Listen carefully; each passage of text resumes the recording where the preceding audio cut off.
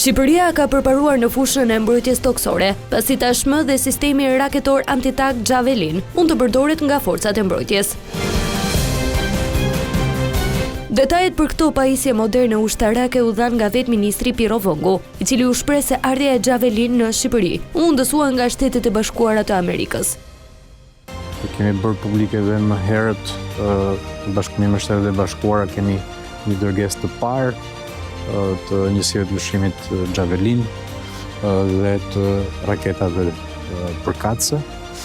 Dhe këto shkojnë në mënyrë drejt për drejt në rritjet kapacitetet të luftimit.